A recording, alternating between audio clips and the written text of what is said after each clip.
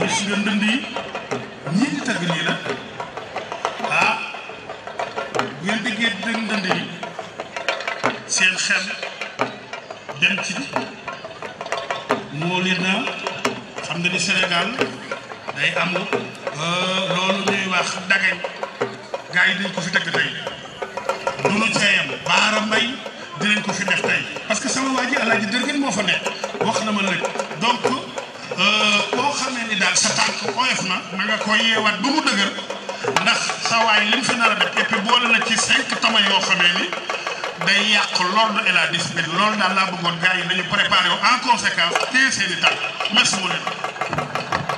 waaw jërëjëf seen xale yi noonu les minoritettes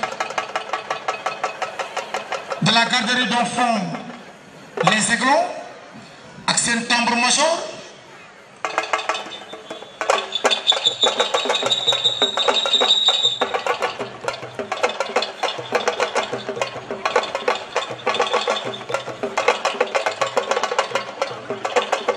nii ñu koy ubbee noonu la les majorettes du lycée Malick Sy di clôturer défilé civil bi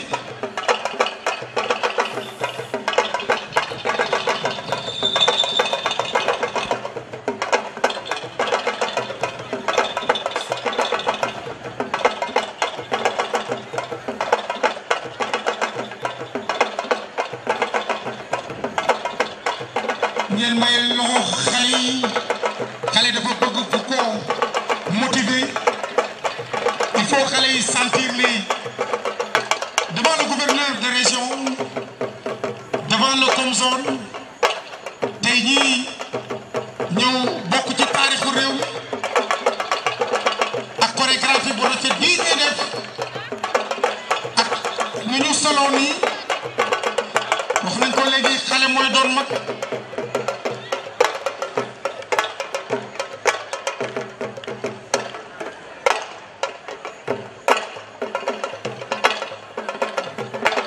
lii rek xëy ñu def ko dañ leen koo jàngal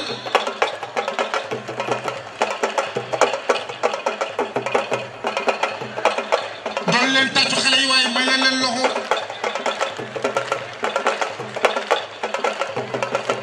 kon leen gouverneur yi noonu ànd ak autorité yëpp di tàccu xale yi ci chorégraphie bu rafet bii ñu def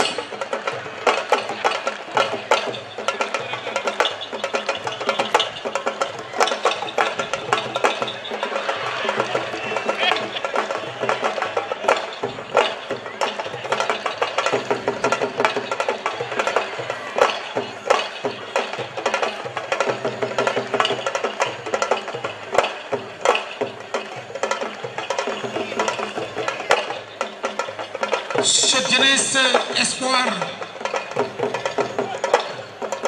de ce pays, de cette nation. Ah,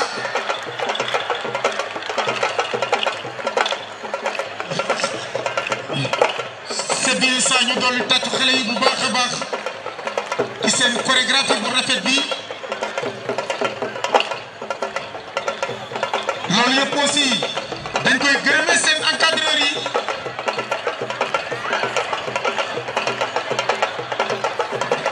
parce que lii ngeen di gis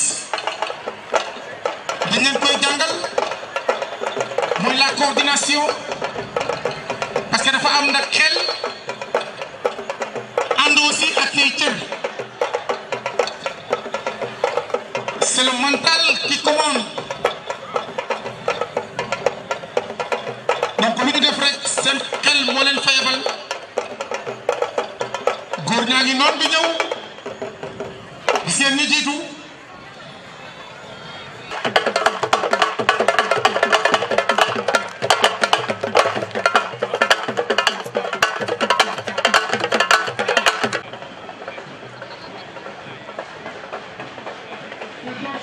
sergent chef Astou Ndiaye moo jiite école boobu di préscolaire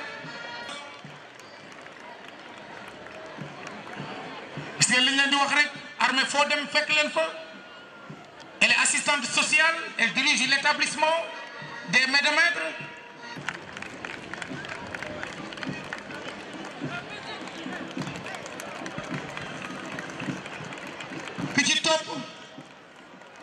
école Imam Hassan Cissé booy xool ñoom am nañ crèche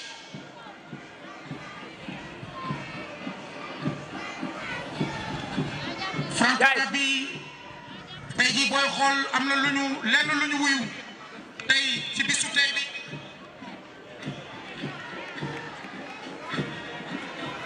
nekk ay exemple dans l'éducation musique principale ànd ak ñoom noonu ñu doon tàccu école privée Abiba ñi ci topp di école élémentaire publique Ibrahima Jacques Gaye école élémentaire publique Ibrahima Jacques Gaye moo ci topp gis ngeen noonu ñu solo ñuy remercier le jury dina ñëw ci ñoom léegi donc école élémentaire Ibrahima Jacques Gaye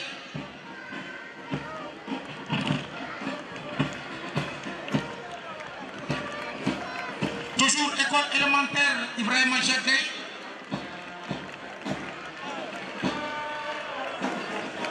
toujours école élémentaire Ibrahima Jacques Gaye mooy ñëw ni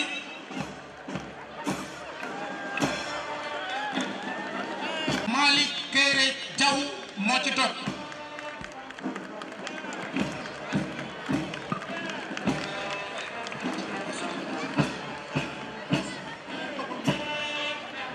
école Malick Kéré Diaw moo ci topp ni nekk fii ci rendu leen ay kilifa yu bari génne fa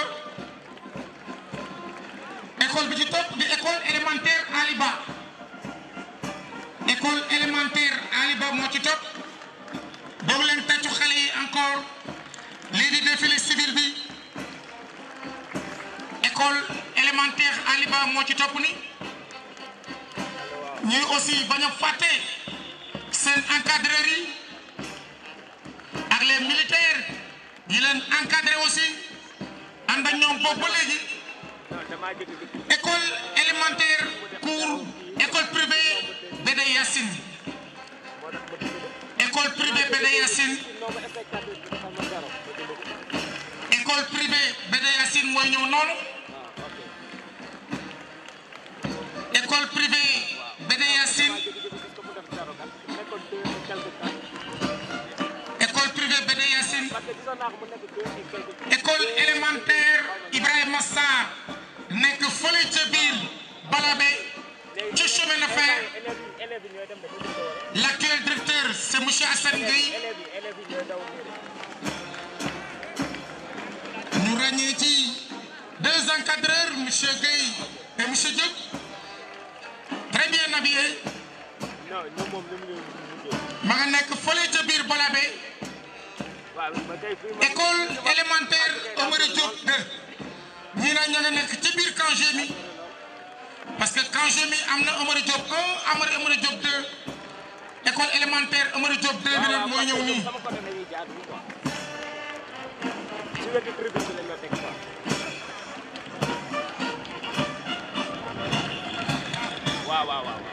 ñii ñi ngi nekk ci biir Kangé mi muy Omar Diop 2 alors ñu doole tàccu xale yi taxawaay bi rafet na colin gi machallah ni ci topp di l'école Ali Lo la date de la création de ce directeur tout le monde le connaît Alaou Fari et l'actuel directeur c'est Baye Souley Gueye quelqu'un boo xam ne génn na ci école ba muy pité Abdou Mbow que l'école remercie pour directeur bi nee na léegi moom moo leen habillé alors kii donc école Ali Lo la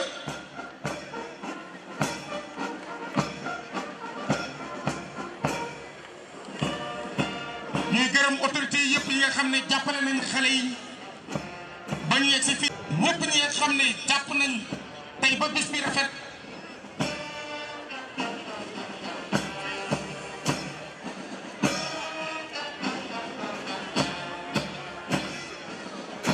ñooy waa Alilo Baye Souley Gueye mooy jiite école boobu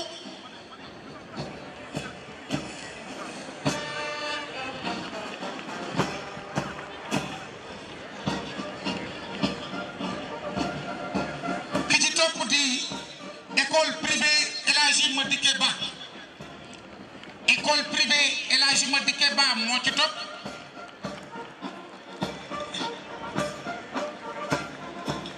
école privée El Hadji Madické Ba moo ci topp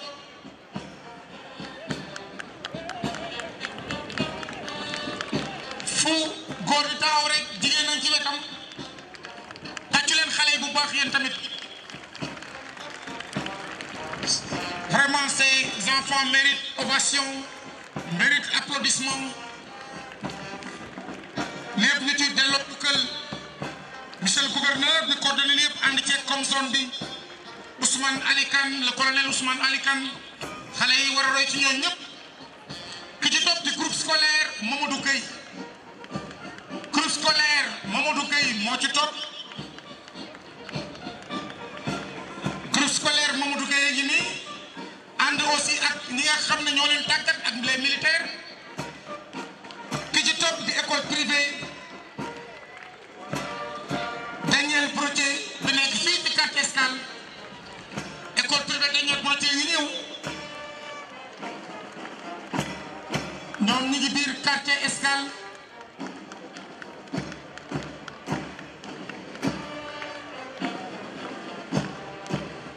doon defee entraînement fële ci biir stade Maniang Soumaré école privée Daniel Brottier l'actuel directeur c'est Pierre Khartine ki ci topp di école privée La Lumière et Fidélité La Lumière et Fidélité école privée La Lumière et Fidélité. Alors la charge grammaticale qui pèse sur ces mots sont extrêmement importantes. Quand on parle de lumière et de fidélité, ça recoupe toujours au thème de ce jour.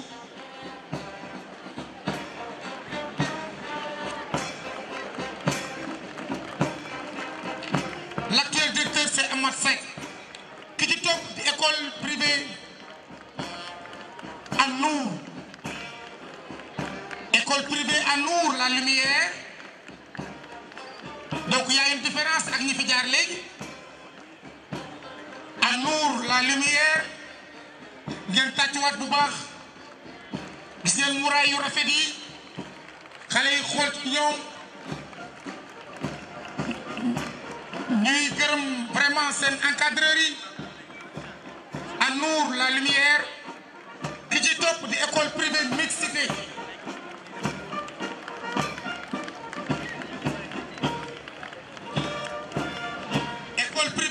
nekk fële ci instant nga xam ne modernité innovation et connaissance au service de la cité école bi ma nga ca quartier instant nekk ca Thiès Est en préscolaire en cycle élémentaire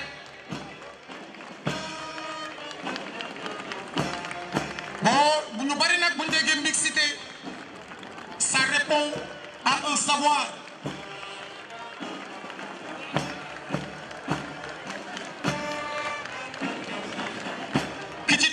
École privée Sainte Bernadette école privée Sainte Bernadette mooy ñëw ni école privée Sainte Bernadette mooy ñëw ni ki ci topp di Parcelles Assainies numéro 1 donc Parcelles Assainies unité numéro 1 Parcelles unité numéro 1 ñoo ci topp ngeen dolli tàccu xale bu baax. Encadreur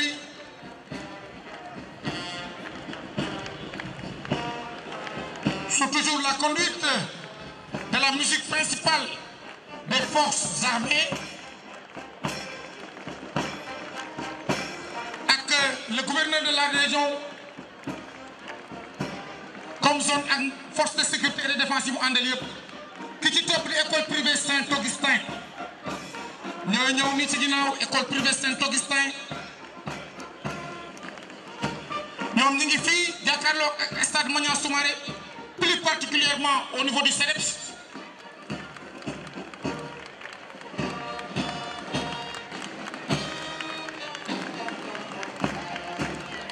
ñi ci topp di le collège donc école privée Saint-Augustin Sainte Bernadette ñooy jàll ni Sainte Bernadette ñooy jàll ni Parcelles Assainies numéro 1 ki ci topp di Saint-Gabriel école privée Saint-Gabriel nekk fële ca marché bu mag l'école privée Saint-Gabriel. Maintenant le lycée Jules Sagna. Le lycée Jules Sagna.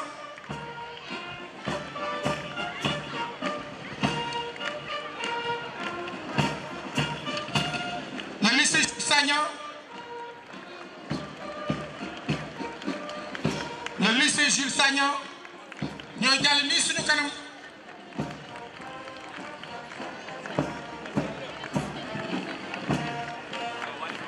ñii ñëw ni nag ñooy le collège privé Bassirou Mbacké. Cet établissement est créé en 1967 au quartier 10e Riayo. Cadre ayant fréquenté l'établissement et le slogan c'est plus qu'une école, c'est un cadre de vie. Et quand on parle de cadre de vie, il faudra mettre tout ensemble.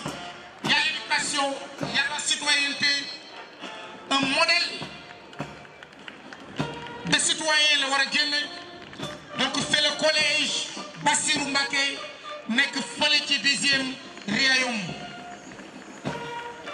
Loolu yëpp sous la présence du président du conseil départemental monsieur Idrissa Seck, sous la présence du représentant du maire de la ville madame Mbaye Dieng et les maires ak autorités coutumières et religieuses yëpp. École excellence les Pyrénées Atlantiques de Thiès. ñii ñu ngi fii ci quartier Carrière les Pyrénées Atlantiques de Thiès. Les Pyrénées Atlantiques de Thiès. Les Pyrénées Atlantiques de Thiès ñooy romb ni.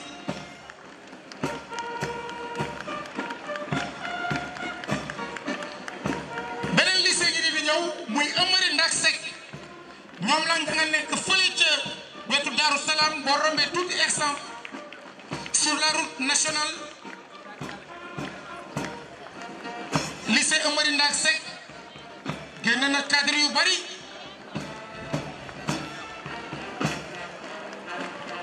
ku mel ne Mohamed El Bachir Dia mais aussi Sassoum Adesène qui est médecin militaire. École bi génn na ab médecin militaire.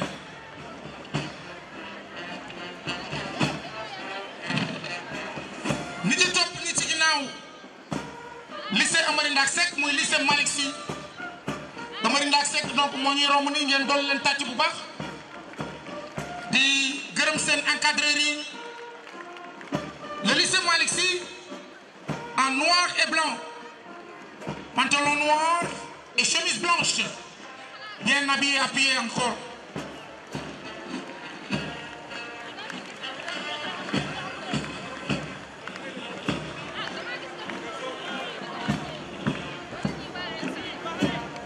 ñii di ñëw jaaroon ci léegi c'est l'école nationale supérieure d'agriculture. wax naa leen cadre ci génne ma ne actuel le directeur de l'environnement l'inspecteur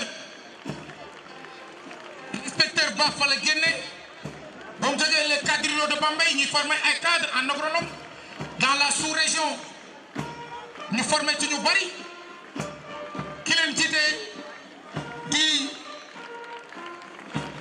foo xam ne jigéen taxaw na fa góor c'est le premier recteur femme. ñii di waa école polytechnique de Thiès waa ENSA ñoo romb ni EPT moo ci topp qui forme des ingénieurs en génie civil. xale yi aussi gis ngeen ñii seen njàng moo leen dugal fii à Limoges de l'ENSA et là c'est les écoles de formation. ñii ils ont le bac scientifique di former ay ingénieurs en agriculture di former ay forestiers les cadres forestiers ñu bari ñu ngeen gis fële ci tribune ba jaar nañ foofu pour parfaire leur formation et léegi dañ leen la rattaché université de Thiès te boobu ba léegi ay ndam rek lañ ci am à cause de madame Diagne bi nga xam ne moo nekk premier recteur femme fii ci Sénégal maintenant ki ci topp di la Croix-Rouge sénégalaise ñii nag doon leen tàccu ñii daal kuy sauver doomu Adama rek kenn amul sa fay te ñii foo dem fekk leen fa ci biir Sénégal foo dem naa di nga leen fa fekk les premiers secours ñu koy def à l'image de nos vaillants sapeurs-pompiers gis nga leen nii c'est toujours la Croix-Rouge sénégalaise c'est toujours la Croix-Rouge sénégalaise ñu nekk ay secouristes taxawu santé bu baax foo dem ci Sénégal fekk leen fa ñu taxawu santé ñu doon leen tàccu la santé n'a pas pris mais quand même elle a un coût et ce coût-là est généralement supporté par ces hommes vaillants qu'on appelle la Croix-Rouge. Et là, comme je le disais, c'est l'athlétisme, la sport. Et là, nous pouvons dire aussi, c'est Marie-Pierre, l'inspectrice régionale des sports, qui se trouve au niveau de la loge officielle. Donc, l'athlétisme est là, logé au niveau des champs de course. Nous donnons l'intérêt comme généralement un esprit sain doit être logé dans un corps sain. Et là, c'est la lutte olympique. Et je vais m'en arrêter là parce que c'est l'inspecteur départemental qui a mis en place un rapport avec l'inspectrice régionale, un comité départemental technique, de football, de basketball, handball, des sports collectifs comme des sports individuels. Et ce volet-là en fait partie, la lutte. Donc sur le plan technique bien chevronné, et là c'est la ligue de karaté, dirigée par l'adjudant-chef et toujours les forces de sécurité et de défense. Le ceinturon noir fait partie des forces de sécurité et de défense. C'est un sous-officier logé au camp Gémy. Et là, nous aurons droit à une prestation. Et ça, c'est l'art martial.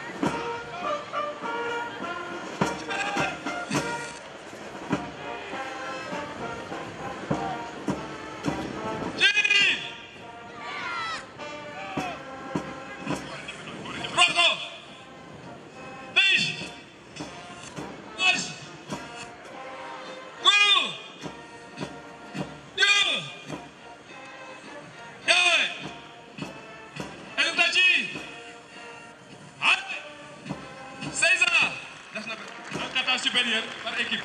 Rapidement.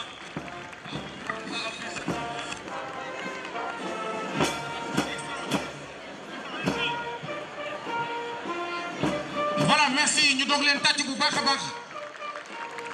Ñu doog leen tàcc xale yi.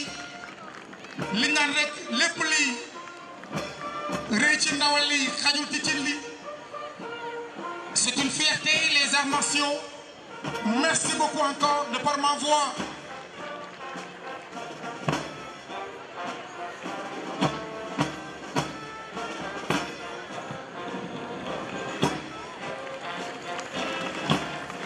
Nous allons maintenant continuer le défilé civil, toujours ouvert.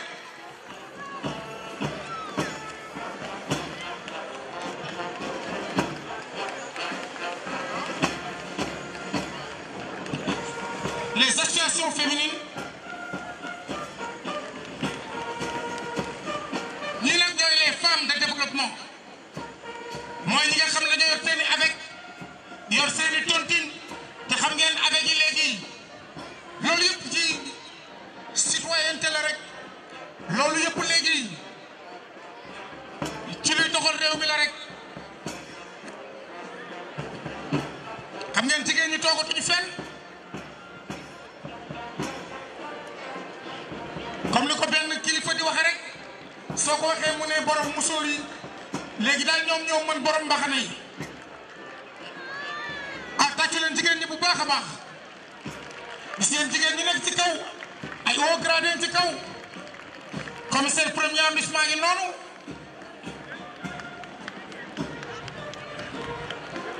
préfet yaa ngi noonu ci kaw kii mooy GIE groupement des femmes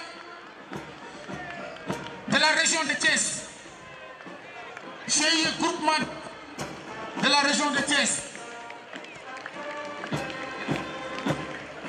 Styliste et tailleur.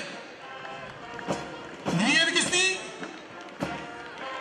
ay tailleur lañ te ñii nag ñun ñii ñëpp buñ solo ba rafet dañ leen di delloo njukkal ci loolu ñu ñëw rek taarix bis bi ñu nekk fépp ci Thiès di fi def lu rafet. ñu doon leen tàcc bu baax styliste et tailleur yi alors waa ASP yaa ngi di ñëw agent de sécurité yi alors gis ngeen ni mu ASP agent de sécurité de proximité foo dem fekk leen fooy ci force de sécurité et défense yi ñu fay def liggéey bu mucc ayib am taxawaay bu rafet fii ci réew mi.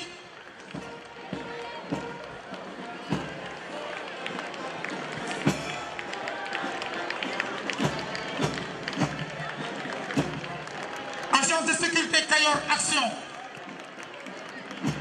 ñi ci ginnaaw ñooy agence de sécurité Kayor Action ñoom tamit am taxawaay bu rafet ci lépp lu ñu leen doyee ñaa waajal nag parce que ancien combattant yaa ngi ni di ñëw agence de sécurité Kayor Action gi nii ñuy jóge ci ay ancien militaire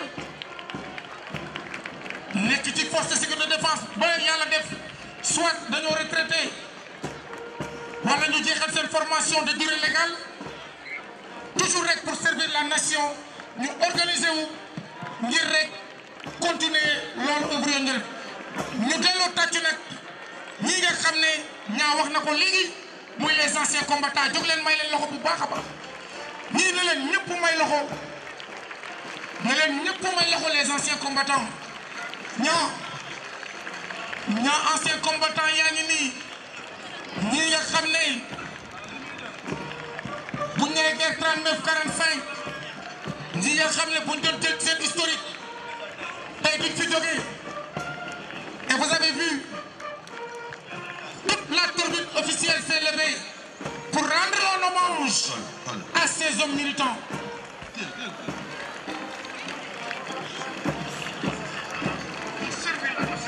ñii mooy les anciens combattants victimes de guerre ñii ñoo def la deuxième guerre mondiale parmi eux gars yi dama bëgg ngeen tàccu leen ñii ñooy Sénégal soo gisee Sénégal jëm kanam góor ñii ñoo ko bañ parmi eux dafa am ñoo xam ne ils ont combattu sous le drapeau français vous avez vu le gouverneur dafay jóg taxaw toutes les autorités étatiques tout le monde dañuy jóg sargal leen parce que ñii ñooy le Sénégal et parmi eux am nañu def la guerre Diombal Fou, la guerre de l'Algérie, la guerre Indochine et les autres ils ont combattu sous le drapeau sénégalais comme man parmi eux ñu dem Darfour dem Liban dem Guinée-Bissau dem Gambie participer ci beaucoup d'interventions OPEX comme OPIN mooy ñii ces braves combattants ces combattants ma bëgg nga tàccu leen ñii ñooy Sénégal ku leen sargal yàlla sargal leen te ñu def un appel le président de la République na xool seen statut yokkal leen parfaire ko defal leen motivation defal ko tous les militaires de la République. D'abord de citoyenneté,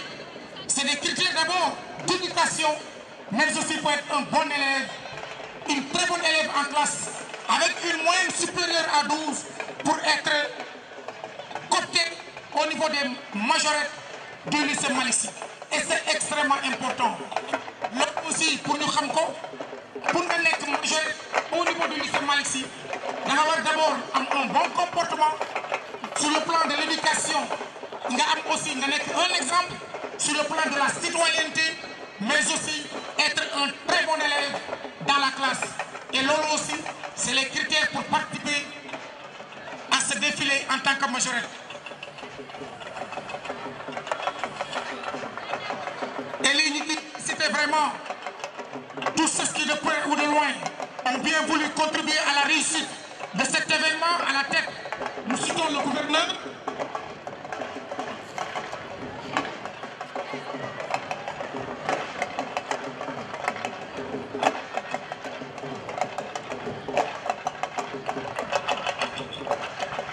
donc ñooy les majorettes du lycée Malick Sy.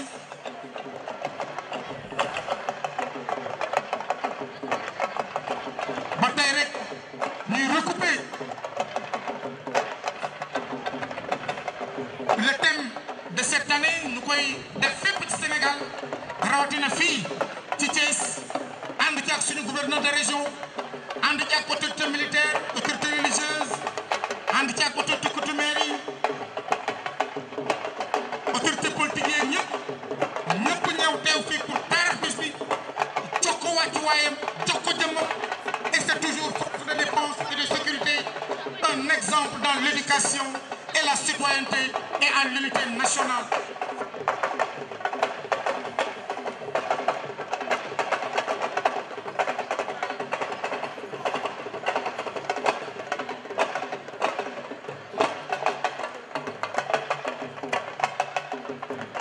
Nous sommes les majorettes du lycée Malick Sy.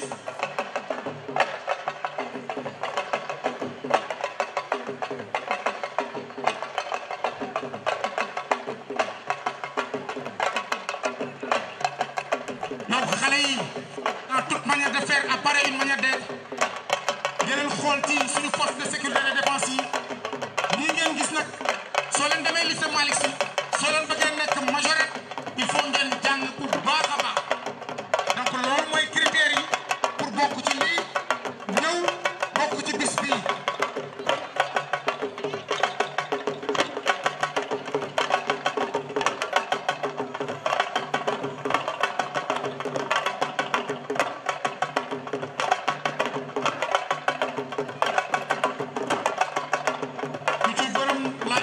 Nationale, particulièrement au niveau de l'inspection d'académie de Thiès ànd ak UEF fi nekk yëpp.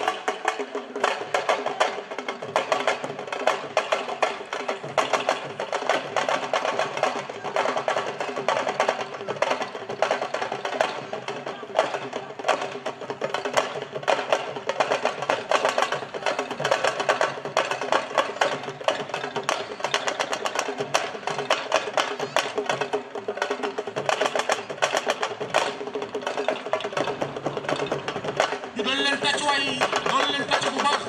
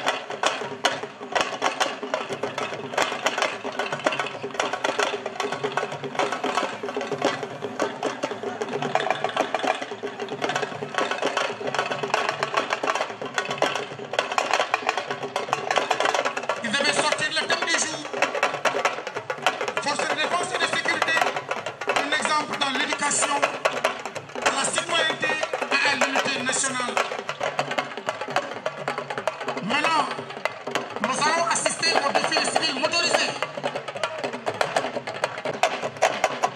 Défilé civil motorisé avec les motos Jakarta. Alors, très belle chorégraphie. Toujours dans la citoyenneté. Nous devons avec Diarra Saher, de Amadou Clédor Fall. Monsieur le gouverneur, merci. Tatulen encore le défilé motorisé ouvert par Diarra Saher. À la tête, le président Samba Koumba Samb. À la tête et derrière, vous apercevez les tricycles.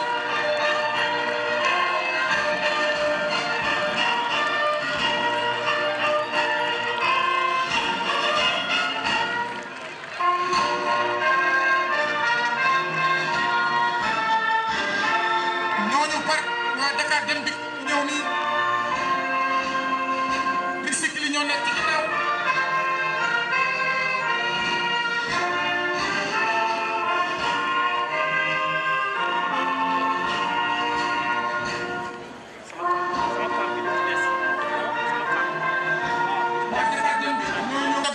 Personne n'est plus seul sur la route.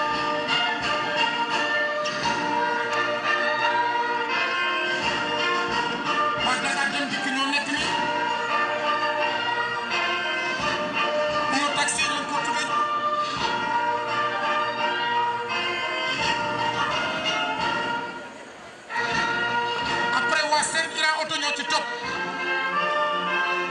Sen Ira Auto Dakar Dem Dikk yi di topp si ginnaaw. Sen Ira Auto ñoo jiitu woon. lépp rek di ci taarixu réew mi. Express AIBD jëm ba biir aéroport. boy côté bële moom mooy arrangé. donc yii ñooy dem biir aéroport.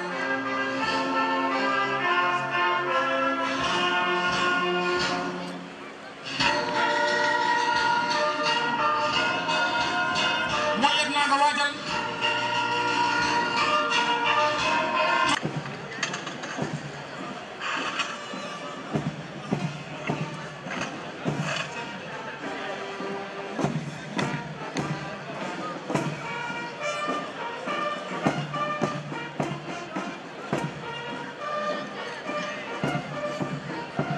Après la musique principale suit le commandant des troupes, le chef d'escadron Aloïs Ndeng, qui est présentement le chef du centre d'entraînement tactique numéro 7.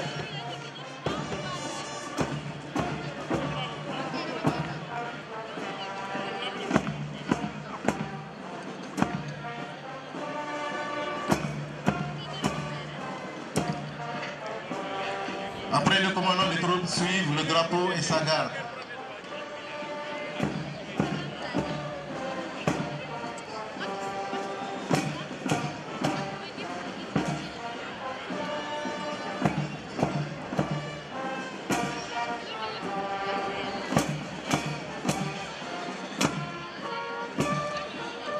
Après le drapeau, nous avons les écoles de formation.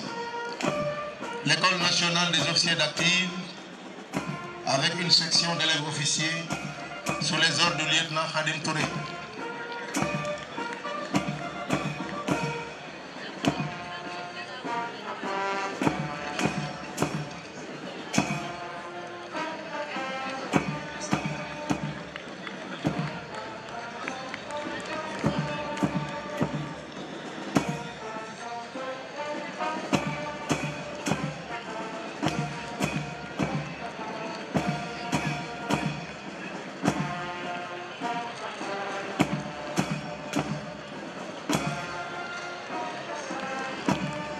Après les élèves officiers de l'ENOA, suit une section d'élèves aspirants d'actifs de la même école sous les ordres du lieutenant Serigne Ndiaye Ndao.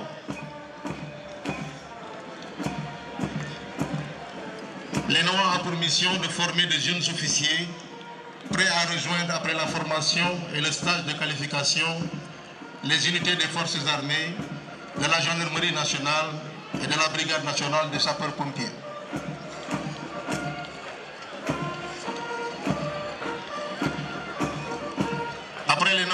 avons une section de l'école de l'armée de l'air sous les ordres du sous-lieutenant Boulel Sam. Cette école forme des officiers et des sous-officiers dans des spécialités en maintenance aéronautique, des pilotes d'hélicoptères et d'avions, des contrôleurs aériens, des ingénieurs de conception en collaboration avec l'école polytechnique de Thiès et des techniciens supérieurs en collaboration avec le lycée technique de Thiès.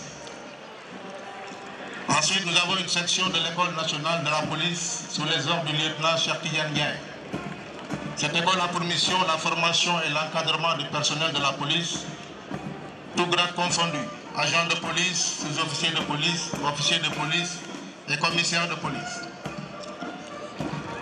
Ensuite, nous avons un détachement de 2 pelotons de la Légion centre-ouest de la gendarmerie sous les ordres du capitaine Ali Kébé.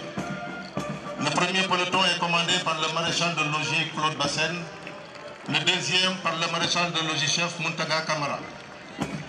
Ces éléments sont chargés de la surveillance du territoire et de l'exécution des missions de police administrative, judiciaire et militaire.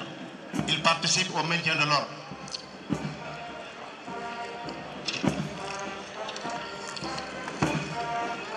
Le détachement de l'armée de l'air qui constitue le second bloc est sous les ordres du capitaine Lucien Malak. Il est suivi par une section du bataillon des commandos aux ordres de l'adjudant-chef Dimambay Diouf. Ces commandos sont spécialisés dans les coups de main de va-et-vient, la valorisation de maquis chez l'ennemi afin d'y pratiquer la guérilla ou l'attaque et la destruction d'objectifs d'intérêt stratégique.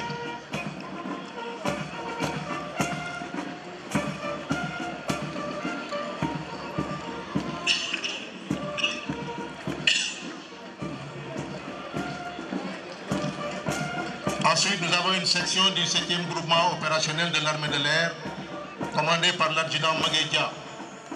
Ce groupement opérationnel a en charge le déploiement des hélicoptères durant les opérations militaires à l'intérieur comme à l'extérieur du pays. Ce personnel assure également la protection des bases aériennes.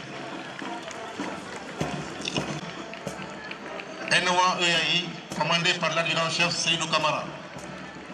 Cette compagnie appuie les 2 écoles dans leur fonctionnement à travers un service des moyens généraux chargé du soutien et un service d'administration chargé des questions administratives et de gestion.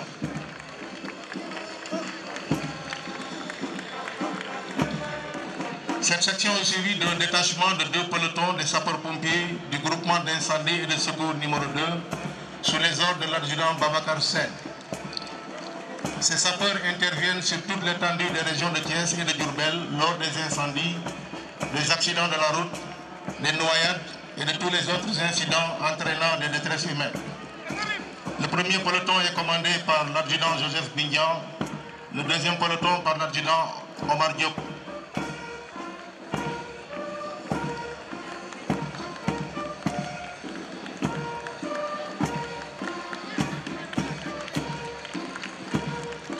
Le troisième bloc est composé de corps paramilitaires avec un détachement de 3 pelotons de la police nationale sous les ordres du capitaine Youssoufa Diao. Le premier peloton du groupement mobile d'intervention est commandé par le lieutenant Cheikh Omar Diallo. Le deuxième peloton est commandé par l'adjudant Ndeye Tchouit Ndiaye. Le rôle premier du groupement mobile d'intervention est le maintien et le rétablissement de l'ordre public, la sécurisation des grands événements et des endroits stratégiques à risque. Ils interviennent aussi dans le jalonnement des parcours présidentiels. Le troisième peloton de la police et de la sécurité publique, sous les ordres de l'adjudant Ousmane Sissé. Ces éléments de la sécurité publique sont chargés essentiellement de la protection des personnes et des biens, du maintien de l'ordre public, de la constatation des infractions aux lois pénales, de l'assistance aux autorités administratives et de la gestion de la mobilité urbaine.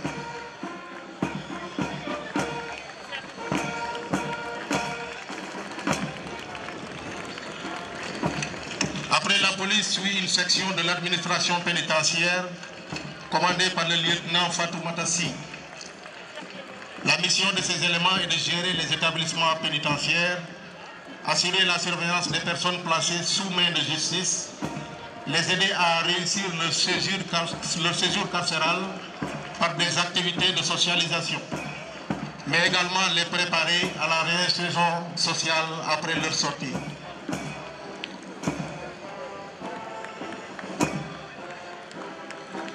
Après l'administration pénitentiaire suit une section de la douane sénégalaise sous les ordres du lieutenant Augustin Gorsa. Ces soldats de l'économie ont une mission fiscale par la perception des droits et taxes, la création d'un environnement propice à l'activité de production, la promotion du commerce licite, mais aussi le contrôle rigoureux des marchandises, de la fabrication à la destination finale, en passant par le transport. Et enfin une section des eaux et forêts commandée par l'adjudant Aliou Diouf. Ces hommes s'occupent principalement de l'organisation de la lutte contre les feux de brousse, du suivi de la gestion du domaine forestier de l'État, de la protection des formations forestières naturelles et du suivi des changements climatiques dans le secteur forestier.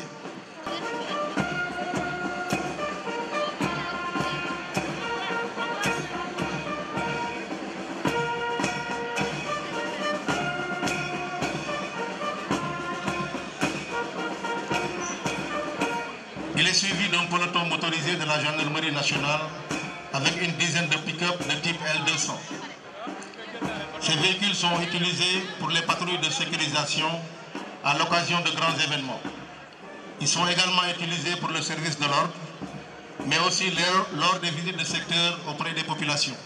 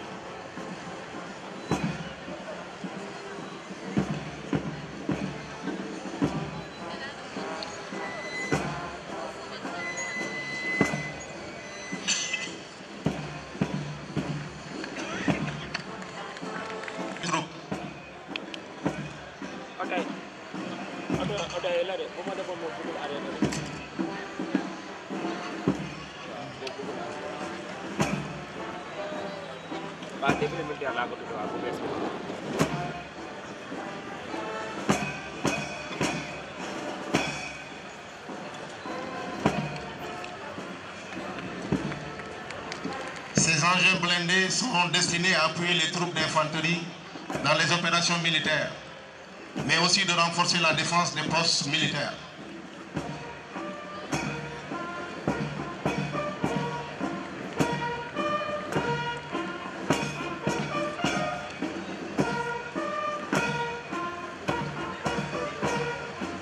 Donc nous avons 3 engins blindés de type AML 90, automitrailleuse légère du bataillon des blindés.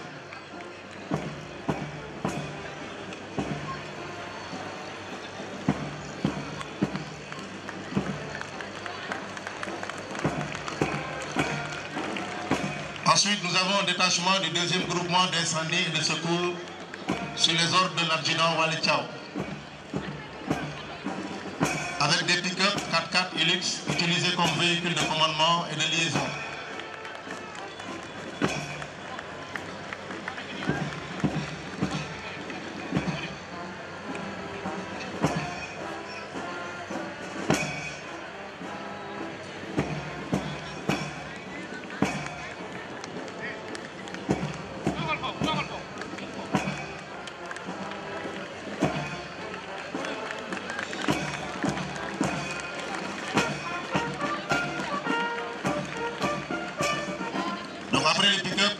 également des ambulances pour l'assistance et le transport des personnes en détresse vers les structures sanitaires.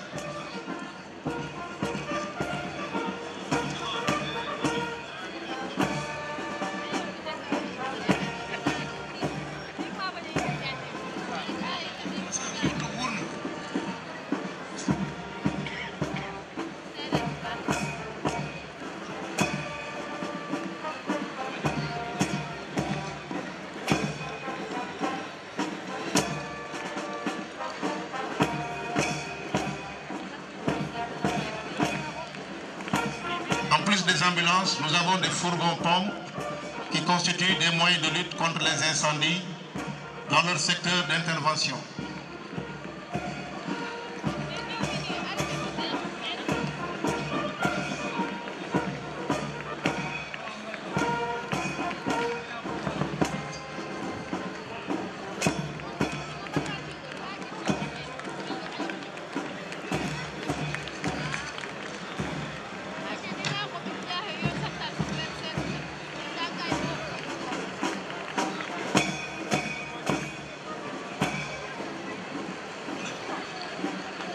Nous voyons toujours défiler les moyens constituants des sapeurs-pompiers.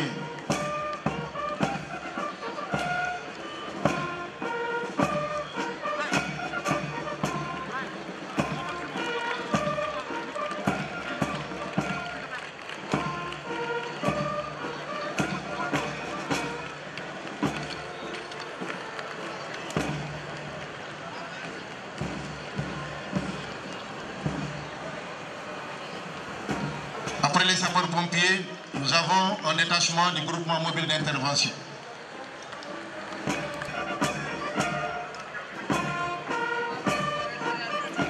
Donc nous voyons passer un détachement du groupement mobile d'intervention sous les ordres du lieutenant Ouley Bokarba.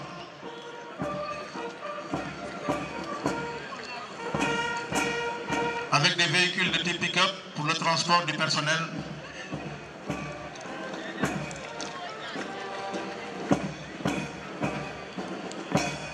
Renforcé par des camionnettes pour le transport de ce même personnel.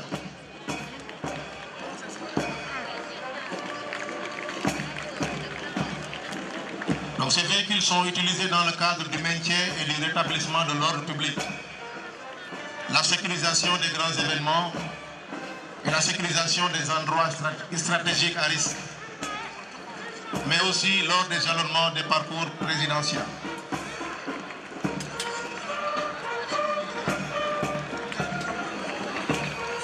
Donc nous vous prions d'attendre un peu la commission qui va vous donner le résultat du défilé. À égalité. Il y aura un tirage au sort.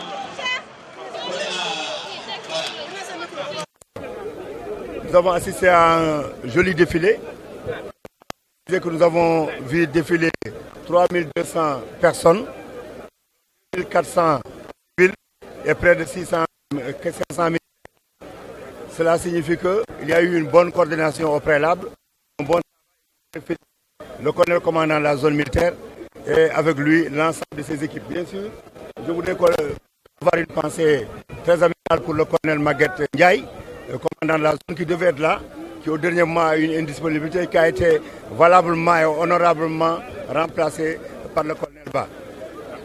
Par le colonel Khan, donc l'ensemble. Je voulais aussi féliciter le commandant des troupes qui nous a vraiment bien organisé ce beau défilé. Nous avons vu défiler les parties civiles avec les élèves, les établissements.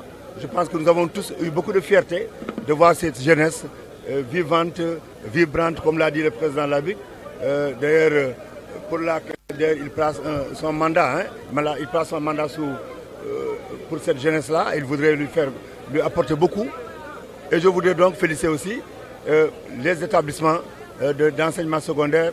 Je pense que la prestation du lycée Malick Sy, de l'école polytechnique de l'NCA a été remarquable et remarquée. Je félicite aussi les participants pour le défilé civil motorisé. On a tenu à faire participer les structures industrielles qui sont émergentes ici au niveau de Thiès.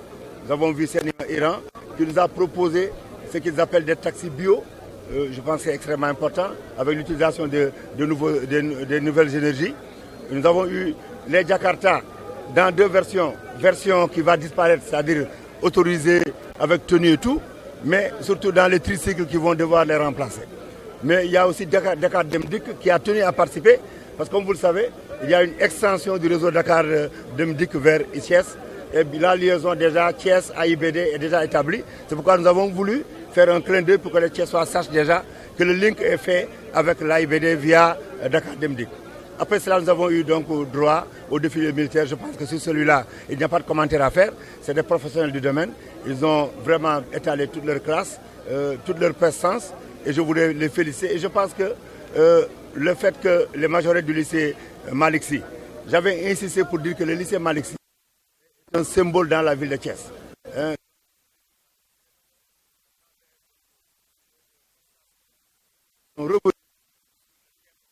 Qui est véritablement donc l'exemple des forces de défense et de sécurité pour donc la citoyenneté et l'unité nationale. Je pense qu'ils l'ont bien traduit et tout le monde a un peu compris ce message. Le président de la Ligue est revenu dessus hier à travers la lecture au flambeau qui s'est terminée devant la grille de la gouvernance. En tout cas, il y a eu un passage remarqué là-bas. Nous avons eu à apprécier tout cela. Donc au total, je dois remercier tout le monde, remercier les autorités, les élus, les autorités administratives qui étaient là, les élus qui étaient là et l'ensemble des participants et souhaiter, Inch'Allah, bonne fête au Sénégal et bonne fête aux Sénégalais. Parce qu'après tout, quand on fête l'indépendance du Sénégal, c'est en fait pour les Sénégalais et les Sénégalaises qu'on le fait. Voilà.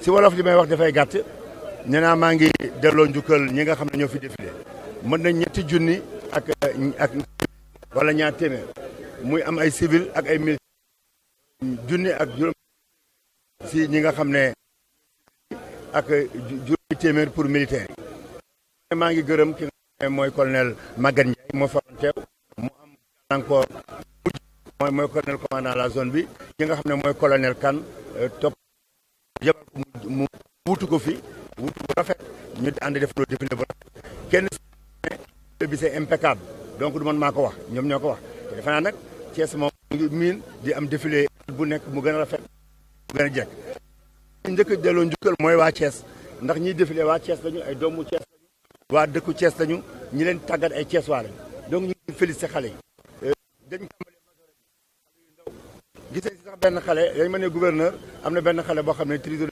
il faut que ñu parce que bëgguñu benn kenn dañoo ne xale Sénégal yëpp même ñu am handicap dañu war a bokk moo tax si défilé bi ñu boole si ñooñu bi loolu passé ñu gis école yi nga xam ne mooy polytechnique mooy ENSA mooy yeneen kuréel yi fi nekk te Thiès la yàgg nañ xam ne dafa am joué rôle bu am solo si wàllu boobu bi ñooñu passé ñu doog a ñëw si li nga xam ne mooy civil motorisé bi nee naa foofu dañoo bàyyi taxi seeni rang parce que mu ngi fii ay doomu Thiès di fi liggéey ensuite ñu topp si AIBD ndax AIBD dafa am lëkkaloo bu mu am léegi ak waa ville de Thiès à travers ay bus yu mu def fii ay bus scolaire donc li muy def Dakar da ko war a ubbi pour def ko Thiès donc loolu il faut que ñu wane ko pour waa Thiès xam ko ñu xam ne loolu yemul rek Dakar léegi ñetteel bi mooy li nga xam ne mooy waaw thème bi nga xam ne bi ñu interprété mooy li nga xam ne pour wane ne que militaire yi dañu leen jël comme exemple pour ñu won nit ñi taxawaay bi ñu war a taxaw si wàllu citoyenneté ak surtout si wàllu li nga xam ne moo lëkkale réew mi muy unité nationale. Je pense que prestation bi nga xam ne waa lycée John Filial waa lycée Malick Sy ma insisté woon pour ñu bokk si défilé bi ak si majorité yi defe naa ni dëggal na loolu wax